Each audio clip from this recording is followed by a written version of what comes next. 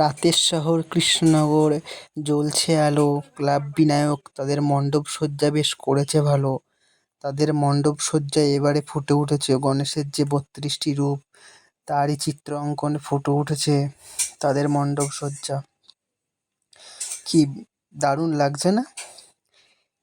এইরকমই মণ্ডপসজ্জা ফুটিয়ে তুলেছে রাধানগর ক্লাব বিনায়ক। এবং মণ্ডপসজ্জাও যেমন অসাধারণ হয়েছে, প্রতিমাও তেমনি অসাধারণ হয়েছে। তো আস্তে আস্তে মণ্ডপসজ্জা দেখে নাও, তারপরে আমরা পুজো প্যান্ডেলের দিকে ঢুকে প্রতিমা দর্শন করব। তবে হ্যাঁ, এই গণেশটাকে দেখে তোমার কি নাম মনে হয় তুমি বলো। অনেকে এটা অনেক নামেই দেখেছে, কেউ ছোট্ট গণেশ, কেউ সুন্দর গণেশ, কেউ বা সুন্দর গণপতি।